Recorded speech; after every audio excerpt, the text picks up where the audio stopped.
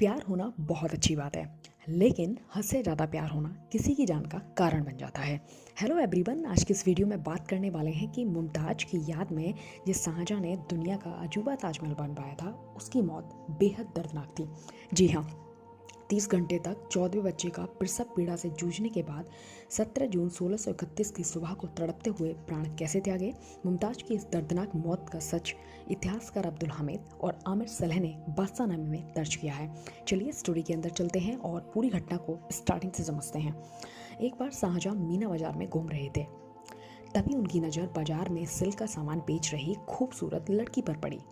मुमताज़ की खूबसूरती देखकर बादशाह के दिमाग में इस कदर बस गई कि उन्होंने मुमताज़ का पीछा करना शुरू कर दिया। इस बात पर 2 लाइनें याद आ गई, बोलना चाहूँगी। शाहजहां को मुमताज़ से पहली नज़र में हुआ था प्यार, और ये हुआ मीना बाजार में दीदार। चलिए आगे बढ़ते हैं। शाहजहां को कुछ दिनों बाद पता चला जिसका वो पीछा कर रहे हैं उसका नाम अर्जुमन बेगम है, जो उनकी माँ और नूरजहां की रिश्तेदार हैं।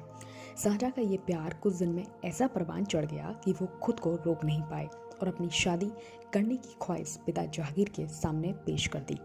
और जहांगीर भी बेटे के प्यार में मना नहीं कर पाए और शादी के लिए हाँ कर दी। हालांकि मुमताज़ शाहजहां की चौथी पत्नी थी। इसके अलावा बात करें, शाहजहां मुमताज़ के 13 बच्चे हो चुके थे और वे 14वें बच्चे को जन्म देने वाली थी। इन सब के कारण मुमताज़ बहुत कमज़ोर हो चुकी थी। जैसे जैसे डिलीवरी का टाइम नज़दीक आया, उस समय शाहजहां को लोदियों के विद्रोह को काबू करने के लिए बुरहानपुर जाना था। क्योंकि शाहजहां मुमताज़ से बहुत प्यार करते थे और उनको ऐसे समय पर अकेला नहीं छोड़ना चाहते थे, तो आगरा से 787 किलोमीटर दूर बुरहानपुर ले गए। यहाँ सैनिकों का अभियान चल रहा था। लंबा सफ़र होने के कारण मुमताज़ बुरी तरह थक गई और इसका असर उनके घर पर भी पड़ने लगा। अब मुमताज़ को दिक्कत होनी शुरू हो गई, लेकिन वो खुद मुमताज़ के पास नहीं गए क्योंकि विद्रोह रणनीतियों की तैयारियों में लगे हुए थे। लेकिन उन्होंने दाइयों को जाने का निर्देश दे दिया। लेकिन मुमताज़ 16 जून 1631 मंगलवार की सुबह से बुधवार की आधी रात तक दर्द से बुरी तरह परेशान हो रही थी। शाही हकीम वजीर खान भी उनके पास मौजूद था। वह पहले भी प्रसव के दौरान रह चुका था। 30 घंटे की जिद्दोजहद के बाद मुमताज़ ने आधी रात को एक बेटी गौहर आरा को जन्म दिया, लेकिन मुमताज़ बेहाल थी। बच्चे को जन्म देने के बाद मुमताज़ बुरी तरह कांपने लगी और उनकी पिंडलियां भी ठंडी पड़ने लगी। दाइयाँ और हकीम भी शरीर से हो रहे अधिक ब्लीडिंग को रोक न सके और वह तड़प रही थी। इधर शाहजहां ने रानी के कमरे की तरफ संदेशवाहक भेजे, लेकिन वो लौटकर नहीं आए। फिर बादशाह ने खुद जाने का फैसला किया। तभी उनके पास संदेश आया कि बेगम ठीक हैं, लेकिन काफ़ी थक चुकी हैं। बच्चे को जन्म देने के बाद गहरी नींद में जा चुकी हैं, उन्हें परेशान ना किया जाए। ये सब सुनने के बाद भी बादशाह को चैन नहीं आया। वो खुद रानी के कक्ष में चले गए। वहाँ देखा मुमताज़ पीड़ा में सटपटा रही थी और मौत के करीब थी।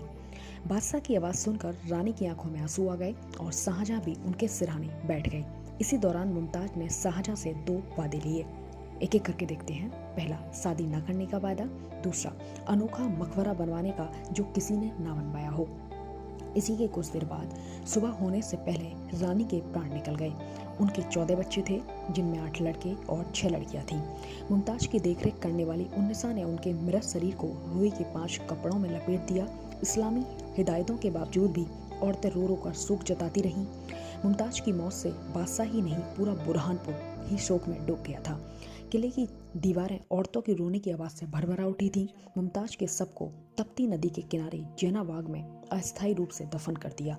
मौत के 12 साल बाद आगरा में निर्माणाधीन ताजमहल में दफन कर दिया गया। 17 जून 1631 को 14वीं संतान गौहरा बेगम के दौरान प्रसव पीड़ा से मुमताज़ की मौत हो गई। दोस्तों, जानकारी अच्छी लगी हो तो कमेंट बॉक्स में लिखकर बताइए, और वीडियो अच्छी लगी हो तो चैनल को लाइक एंड सब्सक्राइब कीजिए। मिलते हैं अगले वीडियो में, and thank you so much.